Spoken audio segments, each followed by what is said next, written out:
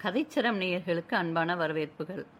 இன்று நாம் 1920களில் வெளிவந்த எழுத்தாளர் வடுவூர் கே. துரைசாமி ஐயங்கார் அவர்களின் சரித்திர நாவலான விலாசவதி என்ற நாவலை காண உள்ளோம். தமிழ் வாசகர்களின் நாடியை பிடித்து பார்த்து அறிந்து எழுதியவர்களில் காலத்தில் முதன்மையானவர் வடுவூர் கே. துரைசாமி ஐயங்கார். இவர் ரெய்னால்ட்ஸ் போன்ற ஆங்கில நாவலாசிரியர்களின் கதைகளை தழுவி எழுதியதோடு நின்றுவிடாமல் தமிழ்நாட்டின் சமகால சமுதாயத்தை சித்தரிக்கும் பல நாவல்களையும் இவர் எழுதியுள்ளார். அதிகாரம் 5. சோமசுந்தரத்தின் உறுதிமொழியை கேட்டு மட்டற்ற மகிழ்ச்சி அடைந்த அந்த இளம் தொகை, சரி, இன்னும் 2 நாழிகை நேரத்தில் திரும்பவும் இவ்விடத்திற்கு வருகிறேன். உடனே நீங்கள் புறப்பட்டு என்னோடு வர ஆயத்தமாக இருங்கள் என்று கூறிய வண்ணம் அந்த அறையை விட்டு மெதுவாக வெளியில் நழுவி போய்விட்டாள். கதவின் வெளிப்பக்கத்தில் இருந்த முரட்டு தாழ்பால் ஓசை இல்லாமல் மெதுவாக மாட்டப்பட்டது. தமக்கு அவ்விடத்திலிருந்து விடுதலை ஏற்படும் என்ற நிச்சயம் உண்டானதோடு தம்மால் இழக்கப்பட்ட மகா அருமையான வஸ்துவான தஸ்தாவேஜும் திரும்ப தம்மிடம் வரப்போகிறது என்ற நம்பிக்கையும் உண்டாகிவிட்டது. இவைகளன்றி மகாராணிக்கு நேரவிருக்கும் ஏதோ ஒரு பெருத்த அபாயத்தை தடுக்கும்படியான பெருத்த புகழும் புண்ணியமும் தமக்கு வாய்க்கப் போகிறது என்ற நினைவும் தோன்றி அவரை கட்டுக்கடங்காத உற்சாகத்தில் ஆழ்த்தியது. அவள் இடும்பாவனம் ஜமீன்தாருடைய பெயர் வெளியில் வராமல் மறைக்கும்படி கேட்டுக்கொண்டது ஆச்சரியகரமாக தோன்றியது. அவள் செய்யும் சூழ்ச்சிகள் அந்த ஜமீன்தாருக்கு விரோதமானவைகளாக இருந்தனவானாலும் அவருக்கு மகாராணியினால் துன்பம் நேராமல் பாதுகாக்க வேண்டும் என்ற கருத்தும் அவளுக்கு இருந்தது என்பது நிச்சயமாக தெரிந்தது. அவருக்கும் அவளுக்கும் என்ன விதமான சம்பந்தம் இருக்கும்? அவருக்கு தீங்கு நேரக்கூடாது என்று அவள் அந்தரங்கமான பாசம் வைத்திருக்க வேண்டிய காரணம் என்ன என்று சோமசுந்தரம் பலவாறு எண்ணமிட்டவராக இருந்தார். அவ்வாறு அவர் சிந்தனை கடலில் ஆழ்ந்த சமயத்தில் கதவின் வெளித்தாழ்பால் முரட்டுத்தனமாக விளக்கப்படும் ஓசையை கேட்டு தமது கவனத்தை கதவின் மீது செலுத்தினார். அடுத்த நிமிஷத்தில் கதவு திறக்கப்பட்டது. முன்பு அவருக்கு போஜனம் எடுத்து வந்த பணிமக்கள் இருவரும் அவருக்கு தேவையான ராபோஜனத்தை எடுத்துக்கொண்டு வந்து உள்ளே நுழைந்து பகலில் வைத்த இடத்தில் வைத்தனர். அவர்கள் சந்தேகம் கொள்ளாதபடி தாம் நடந்து கொள்ள வேண்டும் என்ற எண்ணத்தோடு அசட்டையாக எழுந்து மௌனம் சாதித்தபடியே போய் உட்கார்ந்து அவர் போஜனத்தை ஒருவாறு முடித்துக்கொண்டு சயனிக்கு எண்ணுகிறவர் போல நடித்து சயனமிருந்த இடத்தை அடைந்தார். பணிமக்கள் இருவரும் தங்களது அலுவல்களை முடித்துக் கொண்டவர்களாக அவருக்கு வேறு என்ன தேவை என்பதை கேட்டுக்கொண்டு போக எண்ணுகிறவர்கள் போல அவரது முகத்தை உற்று நோக்க அவர் ஒன்றும் வேண்டியதில்லை, நீங்கள் போகலாம் என்று கூறி சந்தேகத்திற்கு இடமின்றி அவர்களை அனுப்பிவிட்டார். நாழிகை செல்ல செல்ல அவருக்கு ஆசனத்தில் இருக்கை கொள்ளவில்லை. கதவிற்கு வெளியில் ஏதேனும் ஓசை உண்டாகிறதோ என்று அவர் அடிக்கடி அந்த திக்கில் தமது கவனத்தை செலுத்தியபடி நின்ற பொழுது திடீரென்று கதவிற்கு வெளியில் இருந்து ஒருவித ஓசை உண்டாயிற்று. யுத்த வீரர் அணிந்து கொள்ளும் இரும்பு போர்க்கவசம் உராய்வதால் எந்தவித ஓசை உண்டாகுமோ அப்படிப்பட்ட ஓசை கேட்டது. அவர் திடுக்கிட்டு முற்றிலும் பிரமிப்படைந்தவராக, போர்க்கவசம் அணைந்த சிப்பாய் அல்லவா இந்த அறையின் வெளியில் காவல் காத்து கொண்டிருக்கிறான் என்று எண்ணமிட்டிருக்க அடுத்த நொடியில் கதவு திறக்கப்பட்டது. அவருக்கு ஏற்படுத்தப்பட்டிருந்த பணிமகன் அணிந்திருந்த உடைகள் தரித்து ஒருவர் உள்ளே நுழைந்தார். அவர் தமது கைகளில் ஒரு ஜோடி போர்க்கவசத்தை மூட்டையாக கட்டி சுமந்து கொண்டு அங்கே வந்து சேர்ந்தார். அவர் வந்த நிலைமையை கண்டு கட்டுக்கடங்கா வியப்பு கொண்ட இலங்கை பிரயாணி அப்படி வந்த மனிதரது முகத்தை விளக்கினது வெளிச்சத்தில் உற்று பார்க்க அது பெண் பிள்ளையின் முகமாக இருக்க கண்டு முன்னிலும் அதிக கூர்மையாக கவனித்து பார்த்தாள். தமக்கு உதவி செய்வதாக வாக்களித்து விட்டு போன அந்த அழகிய மடந்தையே அவ்வாறு மாறுவேஷம் பூண்டு தமக்கு தேவையான போர்க்கவசத்தை எடுத்துக்கொண்டு வந்திருக்கிறாள் என்பது முதல் பார்வையிலேயே விளங்கியது. அவள், ஐயா, ஒரு நிமிஷம் கூட தாமதியாமல் நாம் காரியத்தை முடித்துக் கொள்ள வேண்டும் என்றாள். நீங்கள் தப்பி வெளியில் வர முடியாது என்று பூரணமாக நம்பிக்கை கொண்டு பாராக்காரன் படுத்து தூங்க போய்விட்டான். அவன் எப்போதும் இங்கே இருக்க வேண்டியவனும் அல்ல. அப்படி இருந்தால் நான் இதற்கு முன்பு வந்திருக்க சாத்தியப்பட்டிருக்காது. கால்நாழிகை சாவகாசத்தில் பாதாதிகாசம் வரையில் போர்க்கவசத்தினால் மறைக்கப்பட்டவராக அவளுக்கு முன்னர் வந்து தோன்றினார். கண்கள் பார்ப்பதற்காக முகத்தில் விடப்பட்டிருந்த 2 துளைகளை தவிர வேறு இடைவெளி எதுவும் இல்லாமல் அந்த இரும்பு கவசம் அவரது உடம்பை போர்த்தி கொண்டிருந்தது. அவரது இடையில் நிரம்பவும் கனமான ஒரு பெருத்த வாளும் கூர்மையான கோடாரியொன்றும் தொங்கிக் கொண்டிருந்தது. அவள், சரி, வாருங்கள், வெளியில் போகலாம் என்றாள். பின்னர் அப்பெண்மணி தனது கையை தனது சட்டைப்பைக்குள் நுழைத்து அதற்குள் கிடந்த வெள்ளிப்பெட்டி எடுத்து அவரிடம் கொடுத்தவளாக, இதோ இருக்கிறது உங்களுடைய பெட்டி. இதற்குள் தஸ்தாவேஜும் பத்திரமாகவே இருக்கிறது. இதை ஜாக்கிரதையாக வைத்துக் கொள்ளுங்கள். இப்பொழுது நீங்கள் வேறு எதையும் செய்ய வேண்டியதில்லை. பேசாமல் என்னோடு கூட வாருங்கள். நாம் திருட்டுத்தனமாக தப்பித்து வெளியில் போகிறோம் என்று யாரும் சந்தேகிக்காதபடி நாம் வெளியில் போக வேண்டும். இந்த போர்க்கவசம் ஜமீன்தாருடைய முக்கிய சேனாதிபதி அணியும் போர்க்கவசம்.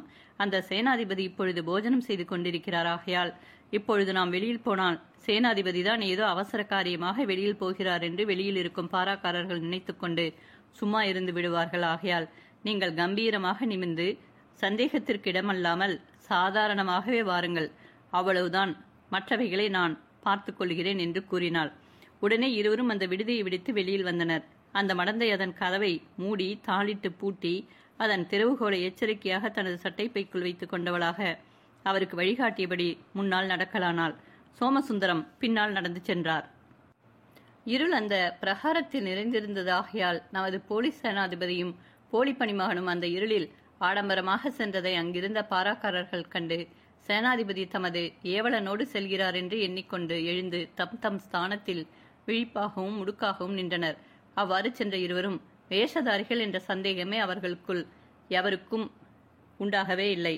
அங்கிருந்த சிப்பாய்கள் அந்த போர்க்கவசத்தின் அடையாளத்தை நன்றாக அறிந்தவர்களாதலால் உண்மையில் சேனாதிபதிதான் எங்கேயோ யுத்தத்தை கருதி அவசரமாக செல்கிறாரோ என்று நினைத்து பயபக்தி மரியாதையோடு தம் தம்மிடத்தில் விழிப்பாக நின்றனர். அவ்வாறு 4-5 வினாடி நேரம் கழிந்தது. தீப்பந்தங்களின் பிரகாசம் பரவி இருந்த வரம்பை கடந்து அவர்கள் இருவரும் அப்பால் சென்று இருளில் மறைந்து போயினர். முடிவில் அவர்கள் ஏரிக்கரைக்கு வந்து படகுகள் ஏறும் துறையை அடைந்தனர். அவ்விடத்தில் ஏராளமான படகுகள் வரிசையாக நிறுத்தப்பட்டிருந்தன. அவர்கள் இருவரும் படகுகளுக்கு அருகில் நெருங்க அவ்விடத்தில் நின்ற சிப்பாய் ஒருவன் பளபளவென மின்னிய பெரிய பட்டாக்கத்தை உயர்த்தி அதட்டிய குரலாக பேசத் தொடங்கி, யார் வருவது என்றான். அந்த அழகிய மடந்தை வாயை திறந்து மறுமொழி சொல்லாமல் தனது கைவிரலில் இருந்த ஒரு மோதிரத்தை அவனுக்கு எதிராக காட்ட, அதை கண்ட அந்த காவலன் இது இடும்பாவனம் ஜமீன்தாருடைய முத்திரை மோதிரம் என்பதை கண்டு தனிவடைந்து சரி போகலாம் என்று அனுமதி கொடுத்தான். உடனே அந்த பெண் பாவை அவ்விடத்தில் இருந்த படகுகள் யாவற்றிலும் சிறியதாக தோன்றிய ஒன்றின் மேல் தாவி உட்கார்ந்து கொள்ள, அவளை தொடர்ந்து நமது இலங்கை வீரரும் படகில் தாவி உட்கார்ந்து கொண்டார். துடுப்பை எடுத்துக்கொண்டு படகை வலிக்கும்படி அவள் அவருக்கு உடனே சைகை செய்ய அவர் படகிலிருந்த ஒரு துடுப்பை கையில் பிடித்து படகை விரைவாக தள்ளத் தொடங்கினார். அவர்கள் இருவரும் வாய் திறவாமல் மௌனமாகவே இருந்தனர். ஆனாலும் அவர் இன்ன திக்கில் படகை வலித்துக் கொண்டு போக வேண்டும் என்பதை மாத்திரம் அந்த பெண் தனது கையால் காட்டிக்கொண்டே வந்தாள். அவ்வாறு அவர்கள் கரையேறி படகை மரத்தின் மேலில் கட்டிவிட்டு மேலே சென்றனர். அவ்விடத்தில் ஒரு பிரம்மாண்டமான குதிரை லாயம் காணப்பட்டது. அந்த ஜமீன்தாரும் அவரது சேனாதிபதியும் அடிக்கடி உபயோகிப்பதற்கு குதிரைகளை ஏரியின் நடுவில் இருந்த கோட்டையிலிருந்து படகில் கொண்டு வருவது துர்லபம் என்ற யோசனையினால் அவர் ஏரிக்கரையில் அந்த லாயத்தை ஏற்படுத்தியிருந்தார். அவ்விடத்தில் நூற்றுக்கணக்கான உன்னத குதிரைகள் நிறுத்தப்பட்டிருந்தது. அவைகளை ஏராளமான பணிமக்கள் பாதுகாத்து ஜாக்கிரதையாக போஷித்து வந்தனர். அத்தகைய பெரிய லாயத்தண்டை சென்றவுடனே அந்த அணங்கு இலங்கை வீரரை வெளியில் இருக்கச் செய்து உள்ளே நுழைந்து விளக்கு எரிந்து கொண்டிருந்த ஒரு விடுதியில் புகுந்து ஓர் போர் வீரனண்டை தனது கையிலிருந்த முத்திரை மோதிரத்தை காட்டி ஏதோ சில வார்த்தைகளை தனிவான குரலில் அவனிடம் கூற, அவன் நிரம்பவும் பணிவடைந்து, ஐயா, உமக்கு எந்த குதிரை தேவையானாலும் அதை ஓட்டிக்கொண்டு போகலாம் என்று தாராளமாக அனுமதி கொடுத்து விட்டான். நிரம்பவும் மனோதிடம் வாய்ந்த அந்த மங்கை ஆண்மகனைப் போல நிமிர்வாகவும் தாட்டியாகவும் நடந்து எல்லாவற்றிலும் சிறந்ததாக காணப்பட்ட முதல் தரமான குதிரை ஒன்றை பொறுக்கி அதற்கு சேனமிட செய்து அதை அலட்சியமாக நடத்தி கொண்டு வெளியில் வந்து லாயத்தின் கதவை மூடிவிட்டு இலங்கை பிரயாணி இருந்த இடத்திற்கு வந்து சேர்ந்து, ஐயா, உங்களுக்கு தகுந்த குதிரையாக பார்த்து பொறுக்கி கொண்டு வந்திருக்கிறேன். நேரமாகிறது, சீக்கிரம் ஏறுங்கள். இதோ இந்த கடிதத்தையும் பத்திரமாக வைத்துக் கொள்ளுங்கள். இதே திக்கில் சென்று நான் கொடுத்திருக்கும் கடிதத்தின் மேல் விலாசத்தில் காணப்படும் பெயருடைய மனிதரிடம் அந்த கடிதம் உடனே போய் சேரும்படி செய்ய வேண்டும். அவ்வளவுதான் நீங்கள் செய்ய வேண்டியது. மற்ற விஷயங்களை அந்த மனிதர் பார்த்துக் கொள்வார். சீக்கிரம் போங்கள் என்று துடிதுடிப்பாக கூறி கடிதத்தை கொடுத்தாள். அவர் அதை வாங்கிக் கொண்டு மறுமொழி சொல்ல வாயித்திருக்கும் முன் அந்த மடந்தை அவ்விடத்தில் ஒரு வினாடி நேரம் கூட நிற்காமலும் அவரிடம் செலவு பெற்றுக் கொள்ளாமலும் புறப்பட்டு விரைவாக நடந்து படகு நிறுத்தப்பட்டிருந்த இடத்துக்கு போய் சேர்ந்து அதன் மேல் ஒரே பாய்ச்சலாக பாய்ந்து அதன் கட்டை விலக்கி துடுப்பை கையில் ஏந்தி அதை வலிக்கத் தொடங்கினாள். இலங்கை பிரயாணி சடக்கென்று பாய்ந்து குதிரை மீது அமர்ந்தவராக அதை ஊக்கிக் கொண்டு அவ்விடத்தில் இருந்த மகேந்திர சோழன் கோட்டையை நோக்கி சென்ற பாதையின் வழியாக கடக்கலானார். அப்பொழுது அவரது மனதில் அந்த பெண் கொடுத்த கடிதத்தை பற்றிய நினைவு உண்டாயிற்று. அது யாருக்கு எழுதப்பட்டிருக்கிறது என்பதை அறிய வேண்டும் என்ற விருப்பம் எழுந்து அவரது மனதை தூண்டியதாகவே அவர் அந்த பெண் பாவையினால் கொடுக்கப்பட்ட கடிதத்தை வெளியில் எடுத்து நிலவு வெளிச்சத்தில் அதன் மேல் விலாசத்தை பார்த்தார். சோழ நாட்டு அரச மாதேவியின் அந்தரங்க காரியதரிசி மகா ஸ்ரீ அமிர்தலிங்க சோழகர் அவர்கள் சமூகத்துக்கு என்ற எழுத்துக்கள் நிலவின் வெளிச்சத்தில் நன்றாக தெரிந்தன. அதை படித்தவுடனே அவரது மனதில் மிகுந்த வியப்பும் கலக்கமும் எழுந்தன. விலாசவதி தேவியினது அந்தரங்க காரியதரிசியான அமிர்தலிங்க சோழகர் இலங்கை தேசத்தை சேர்ந்த மனிதராதலால் அவருக்கும் ராணியின் பகைவரான இடும்பாவனம் ஜமீன்தாரிடத்தில் நெருங்கி பழகும் அந்த மடந்தைக்கும் எந்தவிதமான சம்பந்தம் இருக்கும் என்ற எண்ணம் அவரது மனதில் தோன்ற ஆரம்பித்தது. ஆகாயத்தை அளாவிய பெருத்த மதில்களை கொண்டிருந்த அந்த மகேந்திர சோழன் கோட்டையின் பிரதான வாசலண்டை போய் சேர்ந்த யவன பிரயாணி குதிரையை விட்டு கீழே குதிக்க அவ்விடத்தில் ஆயுத பாணிகளாக நின்று கொண்டிருந்த பாராக்காரர்கள் அவ்வாறு வந்த விலாசதேவி மகாராணியினது அரண்மனையைச் சேர்ந்த யாரோ ஓர் உத்தியோகஸ்தர் என்று நினைத்து அவரிடம் வந்து மரியாதையாக வணங்கி நின்றனர். உடனே நமது சோமசுந்தரர், அமிர்தலிங்க சோழகர் இங்கே படுத்திருக்கிறார். அவருக்கு நான் அவசரமான ஒரு கடிதம் கொண்டு வந்திருக்கிறேன். இந்த கடிதம் நிரம்பவும் துரிதத்தில் கவனிக்கப்பட வேண்டிய அவசரமான ராஜாங்க கடிதம். அவர் இப்பொழுது அயர்ந்து தூங்கிக் கொண்டிருப்பார். அப்படி இருந்தாலும் பரவாயில்லை, அவரை எழுப்பி இந்த கடிதத்தை அவரிடம் கொடுக்க வேண்டும். இந்த அகாலத்தில் எழுப்புவதை பற்றி அவர் கோபம் கொண்டாலும் இந்த கடிதத்தை படிப்பாரானால் அந்த கோபம் சாந்தமாகிவிடும். நானே இந்த கடிதத்தை கொண்டு போய் நேரில் அவரிடம் கொடுக்க வேண்டும். ஆகையால் உங்களுக்குள் யாராவது ஒருவர் உடனே உள்ளே போய் ஒரு மனிதர் அவசரமான ஒரு கடிதம் கொண்டு வந்திருப்பதாகவும் நேரில் வந்து அதை அவரிடத்தில் கொடுக்க விரும்புவதாகவும் சொல்லி அவரிடம் உத்தரவு வாங்கி கொண்டு வாருங்கள் என்றார்.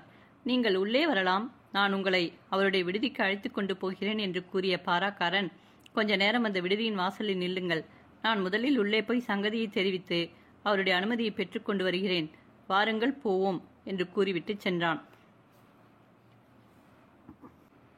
அவரை அழைத்துச் சென்ற பாராக்காரன் மண்டபத்தை அடைந்து அவ்விடத்தில் காணப்பட்ட மேன்மாட படிகளின் வழியாக அவரை நடத்திய வண்ணம் மேலே அழைத்துச் சென்றான். சுமார் 100 படிகளுக்கு மேல் இருந்த மேன்மாடத்தின் ஆரம்பத்தில் காணப்பட்ட ஒரு விடுதியில் விளக்கு பிரகாசமாக எரிந்து கொண்டிருந்தது தெரிந்தது. உடனே பாராக்காரன், அது பார்த்தீர்களா விளக்கை? அமிர்தலிங்க சோழகர் இன்னமும் ஏதோ அலுவல் செய்து கொண்டே இருக்கிறார். நீங்கள் ஒரு வினாடி நேரம் இவ்விடத்திலேயே நில்லுங்கள், நான் போய் விஷயத்தை தெரிவிக்கிறேன். உங்களுடைய பெயர் என்னவென்று அவர் கேட்பாராகையால் அதை மாத்திரம் சொல்லுங்கள் என்றார். அதை கேட்ட நமது இளைஞர், அவர் இதற்கு முன் என்னை பார்த்தவர் அல்ல, ஆகையால் அவரிடம் என்னுடைய பெயரை சொல்வதில் உபயோகமில்லை. ஒரு மனிதர் அவசரமாக ஒரு கடிதம் கொண்டு வந்திருக்கிறார் என்று மாத்திரம் நீ சொல்வாயானால் அதுவே போதுமானது என்றார். அதை கேட்ட பாராக்காரன், சரி, அப்படியானால் நான் பொய் சொல்லுகிறேன் என்று மறுமொழி கூறிய வண்ணம் பக்கத்தில் இருந்த விடுதிக்குள் போய்விட்டான். சிறிது நேரத்தில் உள்ளே போயிருந்த பாராக்காரன் வெளியில் வந்து அவரிடம் நெருங்கி, ஐயா வாருங்கள் உள்ளே போவோம் என்று மரியாதையாக பேசி அவரை அழைத்துக் கொண்டு அந்த விடுதிக்குள் நுழைந்தான். வாசலுக்கு அப்பால் இருந்த அறைக்குள் அமிர்தலிங்க சோழகர் இருக்கிறார் என்றும் அவர் உள்ளே போகலாம் என்றும் பாராக்காரன் அவரிடம் கூற, உடனே நமது யவன புருஷர் மெதுவாக அந்த அறைக்குள் நுழைந்தார். அந்த அறைக்குள் ஒரு பெருத்த மேசையின் மேல் பிரகாசமான தீபம் ஒன்று எரிந்து கொண்டிருந்தது. அந்த மேசையின் மீது ராஜாங்க சம்பந்தமான காகிதங்களும் தஸ்தாவேஜுகளும் ஏராளமாக நிறைந்து கிடந்தன. அதற்கு பக்கத்தில் போடப்பட்டிருந்த நாற்காலியின் மீது உட்கார்ந்திருந்தபடி குனிந்து எழுதி கொண்டிருந்த ஒரு மனிதர் நிமிர்ந்து நமது இலங்கை பிரயாணியை பார்த்தார். அதே காலத்தில் இலங்கை பிரயாணியும் அவரது முகத்தை பார்த்தார். அவ்விடத்தில் உட்கார்ந்திருந்த மனிதர் அன்றைய தினம் காலையில் பாழும் கோவில் அண்டை மறைத்து வைக்கப்பட்டிருந்த கடிதத்தை எடுத்துக்கொண்டு போன மனிதராக இருப்பதைக் கண்ட இலங்கை பிரயாணி திடுக்கிட்டு பார்த்தார். அவர் தமக்கு எதிரில் உட்கார்ந்திருந்த அந்த பெரிய மனிதரை நோக்கி, நம்முடைய மகாராணியின் அந்தரங்க மந்திரியான அமிர்தலிங்க சோழகரை உடனே அவசரமாக பார்க்க வேண்டும் என கூறினார். அந்த வார்த்தையை கேட்ட அந்த பெரிய மனிதர் மகிழ்ச்சியாக புன்னகை செய்து, சரி, என்னைத்தான் அமிர்தலிங்க சோழகர் என்று சொல்வது என்று நயமாக கூறினார். அதை கேட்ட யவன வீரர் குனிந்து வணங்கி மரியாதையாக கை குவித்து ஒரு கும்பிடு போட்டு நயமாகவும் வணக்கமாகவும் பேசத் தொடங்கி, அப்படியானால் இதோ இருக்கும் இந்த கடிதத்தை உங்களிடம் கொண்டு வந்து சேர்க்கும்படி ஒரு மனிதர் எனக்கு கட்டளையிட்டார்கள், ஆகையால் அதை எடுத்துக்கொண்டு வந்திருக்கிறேன், இதை வாங்கிக் கொள்ளுங்கள் என்று கூறிய வண்ணம் தாம் கொண்டிருந்த கடிதத்தை எடுத்து மேசையின் மீது வைத்தார். அந்த பெரிய மனிதர் நிரம்பவும் ஆவலோடு அதை எடுத்து மேல் விலாசத்தை படித்தார். படிக்கவே அது இன்னாருடைய எழுத்து என்பது விளங்கிவிட்டது. அவர் உடனே பெரும் வியப்பும் குழப்பமும் அடைந்தார். அந்த கடிதம் இந்த பிரயாணியின் மூலமாக எப்படி வந்தது என்பதை அறிய விரும்புகிறவர் போல அவர் நமது யவன பிரயாணியினது முகத்தை கூர்ந்து நோக்கினார். ஆனாலும் அவரிடம் எந்தவித கேள்வியும் கேட்காமல் உடனே கடிதத்தை பிரித்து மட்டற்ற ஆவலோடு அதன் விஷயத்தை படிப்பதில் தமது முழு கவனத்தையும் செலுத்தலானார். நீங்கள் இன்னார் என்பதை நான் இன்னமும் தெரிந்து கொள்ளாதிருந்தாலும் உங்களுடைய அரிய சேவையைக் கண்டு நான் மட்டுமடங்கா ஆனந்தம் கொள்வதோடு உங்களை வாயார துதிக்காமல் இருக்க முடியவில்லை. நீங்கள் செய்த உதவி சாதாரணமானதல்ல. அதை பற்றி என் மனசில் உண்டாகும் உணர்ச்சியை உள்ளபடி எவ்விதம் வெளியிடுவது என்பது தெரியவில்லை என்றார். அதை கேட்ட சோமசுந்தரம், அப்படியானால் நான் இன்னார் என்ற விவரம் அந்த கடிதத்தில் எழுதப்பட்டிருக்கவில்லையா என்றார். அந்த பெரிய மனிதர், உங்களை அந்த பெண் கண்டதாகவும் நீங்கள் நல்ல சௌரியவானாயும் நம்பிக்கைக்கு பாத்திரமானவராயும் இருப்பதால் உங்களை நம்பி இந்த முக்கியமான கடிதத்தை உங்களிடம் கொடுத்தனுப்பியதாகவும் நீங்கள் இடும்பாவனம் கோட்டைக்கு வந்த வரலாற்றை எல்லாம் நேருக்கு நேர் கேட்டு தெரிந்து கொள்ளலாம் என்றும் அந்த பெண் எழுதியிருக்கிறார் என்றார். இலங்கை வீரர், இப்படியெல்லாம் எழுதியிருக்கும் பெண் யார் என்பதை முதலில் எனக்கு சொல்லலாமா என்றார். அதை கேட்ட அமிர்தலிங்க சோழர் ஒருவாறு வியப்படைந்தவராக, கடிதத்தை எடுத்து வந்த உங்களுக்கு இதை எழுதிய மனிதர் யாரென்று தெரியவில்லையா? இதை எழுதி உங்களிடம் கொடுத்தனுப்பியவளுக்கு அவளுடைய பெயர் கோமலாங்கி என்பதை நீங்கள் தெரிந்து கொள்ளாமலாம் எவ்வளவு தூரம் வந்தீர்கள் என்றார். இலங்கை வீரர், கோமலாங்கியா? அவள் யார்? அவள் இடும்பாவனம் கோட்டையில் இருக்க வேண்டிய காரணம் என்ன என்று நிரம்பவும் ஆவலோடு வினவினார். அமிர்தலிங்க சோழகர், நீங்கள் பேசுவது ஆச்சரியமாக இருக்கிறது. அந்த பெண்ணை பற்றிய எந்த வரலாற்றையும் அறிந்து கொள்ளாமலா அவளுடைய சொற்படி நடந்து கொள்கிறீர்கள்? அவள் இடும்பாவனம் சமஸ்தானாதிபதியின் தங்கை என்பதை கூட நீங்கள் தெரிந்து கொள்ளவில்லையா என கூறினார். பின்னர் அமிர்தலிங்க சோழகர், சரி, நாம் மற்ற விஷயங்களை எல்லாம் சாவகாசமாக பிறகு பேசிக்கொள்ளலாம். நான் இப்பொழுது அவசரமாக போய் மகாராணியுடன் பேச வேண்டும். நீங்கள் இவ்விடத்திலேயே இருங்கள். நான் போய்விட்டு வெகு சீக்கிரம் திரும்பி வந்து விடுகிறேன் என்று கூறிய வண்ணம் தமது ஆசனத்தை விட்டு எழுந்தார். இலங்கை வீரர், இப்பொழுது நீங்கள் மகாராணியை பார்க்கும் பட்சத்தில் எனக்கு அவர்கள் கால்நாழிகை நேரம் பேட்டி கொடுக்கும்படி செய்ய வேண்டும் என கேட்டார். அமிர்தலிங்க சோழகர், உங்களுடைய வருகையை நான் நம்முடைய மகாராணிக்கு அறிவித்து அவர்களுடைய கட்டளை அறிந்து கொண்டு வருகிறேன். அதுவரையில் நீங்கள் இவ்விடத்திலேயே இருங்கள். ஆனால் நான் உங்களிடம் ஒரு விஷயம் கேட்டுக்கொள்கிறேன். எனக்கு இந்த கடிதத்தை எழுதியது யார் என்ற விஷயத்தை நீங்கள் எவரிடத்திலும் வெளியிடக்கூடாது. நீங்கள் இதை பரம ரகசியமாக வைத்துக் கொள்ள வேண்டும் என்று கேட்டுக்கொண்டார். இந்த பெண் நம் மகாராணியின் மேல் அளவற்ற பாசமும் வாஞ்சையும் அந்தரங்கமான அபிமானமும் வைத்திருப்பது உண்மையானாலும் தன்னுடைய சொந்த தமையனுடன் கூட இருந்தே அவனை காட்டி கொடுத்து விட்டாள் என்று ஜனங்கள் அவளை பற்றி தூஷணையாக பேசுவார்கள். அதுவுமன்றி அவள் ரகசியத்தில் செய்யும் காரியம் அவளுடைய தமையனாருக்கு தெரிந்தால் அவர் அவளை கடுமையாக தண்டிப்பதன்றி அவர்களுடைய சதி ஆலோசனைகள் எதுவும் இனிமேல் அவளுக்கு தெரியாதபடி ஜாக்கிரதையாக நடந்து கொள்வார் என கூறினார். அந்த பெண் இடும்பாவனம் ஜமீன்தாருக்கு சொந்த தங்கையா என கேட்டார். அமிர்தலிங்க சோழகர், இல்லை இல்லை, அந்த ஜமீன்தாருடைய தகப்பனாருக்கு 2 சம்சாரங்கள் இருந்தனர். அவரும் வேறு 2 பிள்ளைகளும் மூத்த சம்சாரத்தின் வயிற்றில் ஜனித்தவர்கள். இந்த பெண்ணும் மற்றும் சிலரும் 2வது சம்சாரத்திற்கு பிறந்தவர்கள். நீங்கள் இப்படியே இருங்கள், எனக்கு நேரமாகிறது. நான் உடனே மகாராணியிடம் போய் பேச வேண்டும். உங்களுடைய பெயர் இன்னதென்று இன்னமும் தெரியவில்லை. மகாராணி உங்களுடைய பெயரை கேட்டால் நான் சொல்ல வேண்டுமல்லவா என்றார். இலங்கை வீரர், ஆம், உண்மைதான். என்னை சோமசுந்தர சோழகர் என்று சொல்வார்கள். இலங்கை அரசரால் அனுப்பப்பட்ட கப்பலில் இருந்து முழுகி போன மனிதர்களுள் நான் ஒருவனே உயிர் தப்பி பிழைத்து வந்தவன் என்ற விஷயம் உங்களுக்கு தெரிந்திருக்கலாம் என்று நம்புகிறேன் என்றார். அந்த விவரத்தை கேட்டுக்கொண்ட அமிர்தலிங்க சோழகர் கோமலங்கியால் எழுதப்பட்டிருந்த கடிதத்தை தமது மேஜைக்குள் வைத்து பத்திரப்படுத்திய பின் அவ்விடத்தை விட்டு வெளிப்பட்டு மகாராணியும் அவளது அந்தரங்க தோழிமார்களும் பெண்களும் தங்கியிருந்த அந்தப்புறத்தை நோக்கி விரைவாகச் சென்று வெளியில் காவல் காத்திருந்த ஒரு தாதியைக் கண்டு மகாராணியை தான் காண வேண்டும் என்று கூறினார். அவள் உடனே மகாராணியின் அறைக்குச் சென்று சொற்ப நேர சவகாசத்தில் திரும்பி வந்து அவர் நேராக மகாராணியிடம் போய் பேசலாம் என்று மறுமொழி கூறினார். அவர் உள்ளே சென்றதும் அவரை கண்ட விலாசவதி தேவி, ஏது இந்த அகால வேளையில் நீங்கள் என்னை தேடி வந்தது என்று நயமாக வினவினாள். அதை கேட்ட அந்தரங்க காரியதரிசியான அமிர்தலிங்க சோழகர், அம்மணி, மகாராணியாருக்கு தெரிய வேண்டிய நிரம்பவும் முக்கியமான ஒரு செய்தி கிடைத்திருக்கிறது. விஷயம் அவசரமானது. ஆகையால் இந்த அகால வேளையில் நான் மகாராணியாருக்கு சிரமம் கொடுக்க நேர்ந்தது. சமித்துக் கொள்ள வேண்டும் என்று பயபக்தி வினயத்தோடு கூறினார். அதை கேட்ட அரசலம் குமரி மிகுந்த மனக்கிலேசமடைந்தவளாக, நீங்கள் செய்யும் எந்த காரியமும் என்னுடைய நன்மையே முக்கியமாக உள்ளடக்கியதாக இருக்கும் என்று நிச்சயமான விஷயம். அப்படி இருக்க நீங்கள் இப்பொழுது இங்கே வந்ததை பற்றி சமாதானம் சொல்ல வேண்டிய அவசியமே இல்லை என கூறினாள். அதை கேட்ட அமிர்தலிங்க சோழகர் படபடத்த தேகத்தோடும் பதறிய மனதோடும் நிரம்பவும் கவலையோடும் பேசத் தொடங்கி, நான் இப்பொழுது வெளியிடப் போகும் சங்கதி தங்களுக்கு கவலையையும் சஞ்சலத்தையும் உண்டாக்கும் என்பது நிச்சயம் என கூறினார். அமிர்தலிங்க சோழகர் அந்த அழகிய மடந்தையாருக்கு அருகில் சிறிது நெருங்கி வந்து தனிவான குரலில் பேசத் தொடங்கி, மனிதருடைய அக்கிரமத்தை என்னவென்று வெளியிடுவேன்? நமக்கு நிரம்பவும் வேண்டியவர்கள் என்று நினைத்திருக்கும் மனிதர்களை இப்பேற்பட்ட படு மோசத்திலும் சதி ஆலோசனையிலும் இறங்குவார்கள் என்று என் மனம் பிரமிக்கிறது. தாங்கள் சுயமாகவும் சுயேட்சையாகவும் இருக்கவிடக்கூடாதென்று பெருத்த சூழ்ச்சி ஒன்று செய்யப்பட்டிருக்கிறது. இன்னும் தங்களுக்கு அருமையான மனிதர்களுக்கும் தீங்கிழைக்க வேண்டும் என்ற ஏற்பாடும் நடந்து கொண்டு இருக்கிறது என்று கூறினார். நாம் எல்லோரும் ஜெயங்கொண்ட சோழபுரத்திற்கு போகும்பொழுது இடைவெளியில் நம் மீது திடீரென்று பாய்ந்து தங்களை பிடித்து இடும்பாவனம் கோட்டையில் சிறைப்பிடிக்க அவர்கள் உத்தேசித்து இருக்கிறார்கள். அதன் பொருட்டு அவர்கள் ஏராளமான படைகளை திரட்டி வழியில் 2 பக்கங்களிலும் ஒளி வைத்திருக்கப் போகிறார்களாம் என்றார். அந்த வார்த்தைகளை கேட்டதும் விலாசவதி தேவி, என் தமையனார் நான் செய்த நன்றியெல்லாம் சுத்தமாக மறந்து என் விஷயத்தில் துரோகமான எண்ணம் கொண்டு இப்படிப்பட்ட சதி ஆலோசனைகளில் இறங்கி இருக்கிறார் என்பதை நான் இனி நம்பாமல் இருக்க முடியாது என்றாள். அமிர்தலிங்க சோழகர், தங்கள் தமையனார் அவர் எதையும் தாமே நேரில் செய்வதாக காட்டிக்கொள்ளாமல் நிரம்பவும் தந்திரமாகவும் சாமர்த்தியமாகவும் பிறரை கொண்டே எல்லா ஏற்பாடுகளையும் செய்திருக்கிறார். ஆகையால் அவருடைய எண்ணம் பலிதமடையாமல் போனாலும் கூட நாம் அவர் பேரில் நேருக்கு நேர் குற்றம் சுமத்த முடியாதென்று நினைக்கிறேன் என்றார். விலாசவதி தேவி, அவருக்கு உதவியாக இன்னும் யார் யார் சேர்ந்திருக்கிறார்கள், எல்லா விவரங்களையும் வெளியிடலாம் என்றாள்.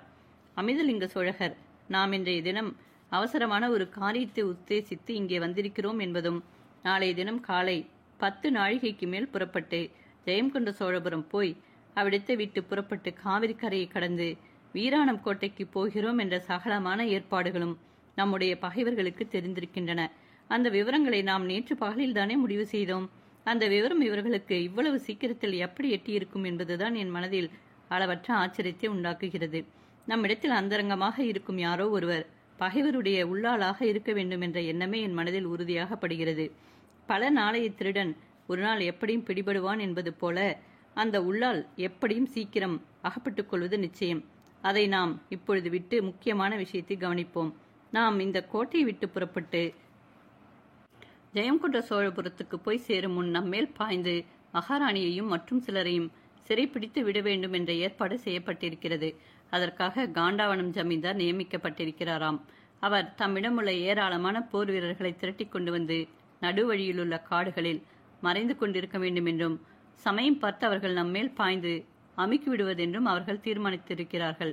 எவ்விதத்திலாவது அந்த ஏற்பாடு பலிதமடையாமல் தவறி போகுமானால் நாம் ஜெயங்கொண்ட சோழபுரத்தை கடந்து அப்பால் போய் காவிரி ஆற்றை தாண்டி அக்கரையில் ஏறியவுடனே அவ்விடத்தில் அடர்த்தியாக இருக்கும் காட்டுக்குள் வேறு பலர் மறைந்திருந்து நம்மேல் பாய்ந்து சிறைப்படுத்த வேண்டும் என்று முடிவு செய்யப்பட்டிருக்கிறது. அவ்விடத்தில் இருந்து சகலமான காரியங்களையும் நிறைவேற்ற பாடாலூர் சமஸ்தானாதிபதி நியமிக்கப்பட்டிருக்கிறார். அவர்கள் தங்களை பிடித்து ஆயுசு கால பரியந்தம் இடும்பாவனம் கோட்டையில் சிறைப்படுத்தி வைத்துவிட்டு தங்களுடைய ஆட்சியை கைப்பற்றிக் கொள்ள எண்ணியிருக்கிறார்கள். அதுவுமன்றி விக்கிரமங்க சிங்க சோழரையும் பிடித்து சிறைப்படுத்தி பாண்டிய நாட்டரசியிடம் அனுப்பி அவ்விடத்தில் ரகசியமான இடத்தில் அவர்களை ஆயுசு கால பரியந்தம் சிறைச்சாலையில் அடைத்து வைக்கவும் தீர்மானித்திருக்கிறார்களாம். அவர்களுடைய கருத்தை நாளைய தினம் நிறைவேற்றப் போகிறார்கள் என்ற செய்தி சற்று முன்னேதான் எனக்கு எட்டியது. உடனே நான் இவ்விடத்துக்கு ஓடி வந்தேன் என்றார்.